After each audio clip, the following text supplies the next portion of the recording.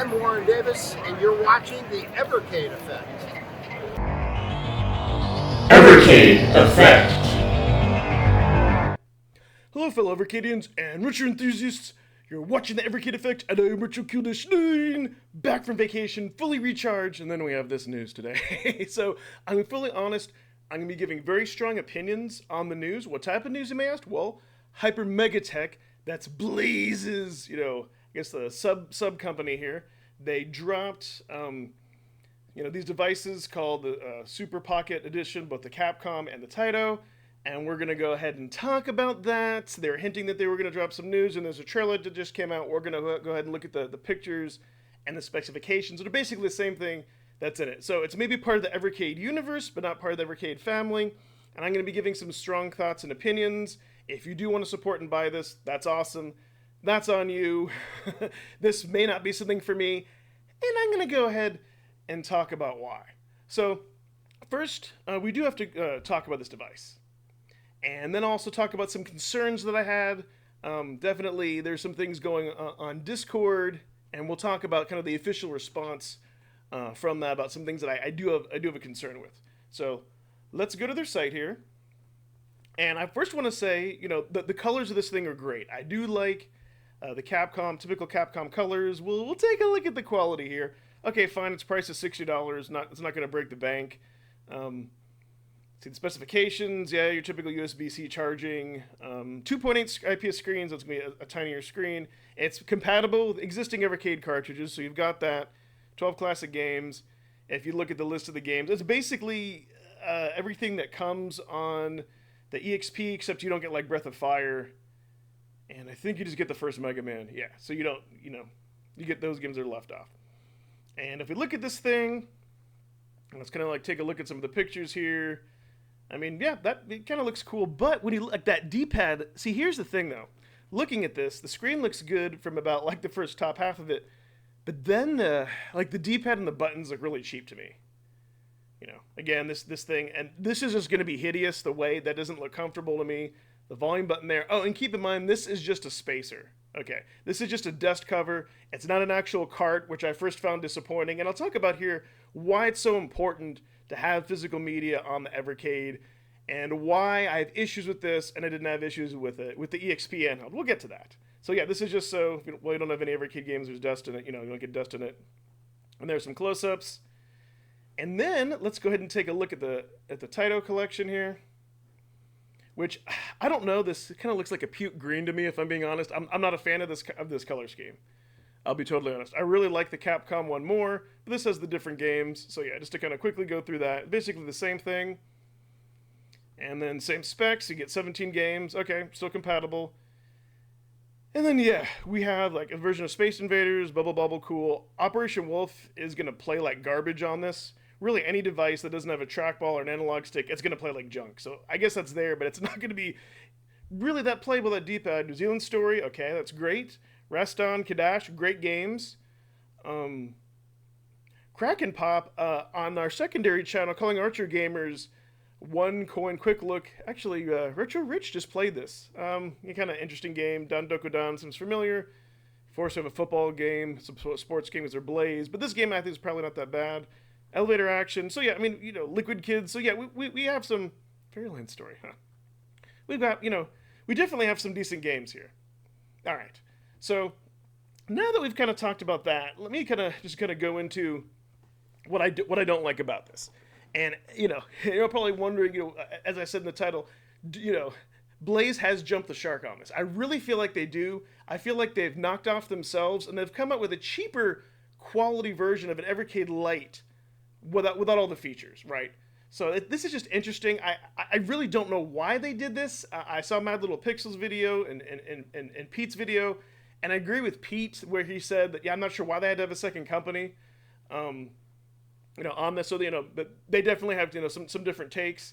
My hot take is that this isn't the device for me. I don't understand why they did this. It just cheapens the overall quality, I think, of Blaze Entertainment in general. This just seems like one of those cheap devices that you would pick up, let's say, at a drugstore on a counter and just play it. Like, if that's your audience, most of those people will probably just play with the built-in games. Maybe it'll get them into Evercade. I really don't think so. I don't think so. So why do I have a problem with this? Okay, so before I get into my concerns, let's talk about the EXP back there.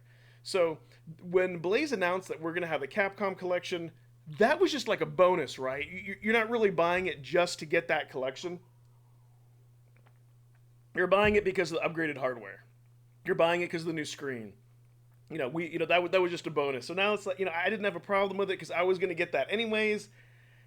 With this though, it's like, yeah, the form factor is kind of cool, but then I also have concerns, kind of mixed feelings, because earlier this year on Evercast, Sean said that the industry is going with bigger portable handhelds like the Steam Deck and the Switch, not pocketable ones. Well, guess what? They came out with a pocketable one.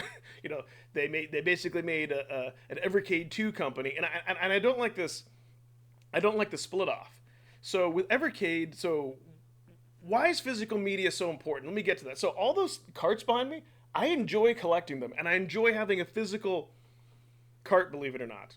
And again, it didn't bother me that the Capcom collection was there because it was built in.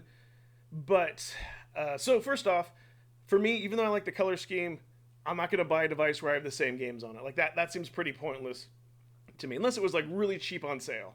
The Taito one, I really don't like that puke green. Like I've said, I don't like that color scheme nearly as much. But because it's not a physical cart, I can just play all those games right now on CoinOps X on my Steam Deck and kind of get the same experience. I don't have a physical collectible. I've said this many times. With all the free options out there and multiple ways that you can play retro games, what makes it work is the physical media. That is something so special, at least to me it is. Other than the discovery, the physical media, and being able to have the feeling that you're playing on an officially licensed console. So that's, Blaze just really jumped the shark. This just feels like they've knocked off themselves. I don't get it. I'm not sure if they're trying to go for that arcade one-up audience. I don't think I'm going to be buying this one unless I could get it on sale, or maybe at my local retro shop if they had it and I could do a trade-in, then maybe just so I could get my hands on it, just to give my opinion. But yeah, it's an Evercade Lite. It just looks a lot cheaper. And now let's get to my concerns. So this was taken, I did this screenshot in the Discord from Pete Blaze, and he says, to answer a few questions that we've already answered that are coming up a few times. Okay, I didn't see that. And he said, this will take Evercade cartridges. Okay, so we already knew that. Okay, here's some of the concerns. So it will be compatible with all current and all currently planned upcoming Evercade cartridges. So here's the concern, because this next line contradicts that. It will not require firmware updates. It will work in a similar fashion to the situation that OG is in now, where the current firmware is one size fits all. So think about that for a second. Blaze has said that there's going to be the last update for the OG handheld. And they may come out with fixes. But they said that we can't guarantee 100% compatibility with the OG handheld. So this contradicts itself here, because if it doesn't require firmware updates, how can you guarantee all future carts aren't going to have issues when Blaze continues to keep coming out with updates? Like with the C64 collection, we just had a fix for that come out that was addressing some save issues. So to me that totally contradicts itself. I don't see how they can make a bold claim that, oh, this will never require any firmware updates. Really? Because you all have come out with quite a few firmware updates to fix a hell of a lot of issues. So to me, that's very misleading. I don't like that. I understand why they're doing it, because now that we have Wi-Fi and all that, trying to update the original handheld, was a nightmare for some people, and then it's another thing for them to support. So for me, it's just like, hey, you're paying $60 to play these games on an officially licensed handheld that's going to be inferior quality, but it'll be compatible with Evercade carts right now and maybe in the future. Like, I just don't like that, Blaze. I don't get why they're doing this. I'm very baffled. I honestly feel like Blaze has jumped the shark. I don't want to ramble on this video, go on for too long. But yeah, those are my thoughts and feelings. Go ahead and comment below. Are you happy for this news? Do you think they jumped the shark? Do you think this device is meh? Are you going to go ahead and pick one up? Just let me know. I would like to hear from you. And everyone, thanks so much for watching. Bye-bye.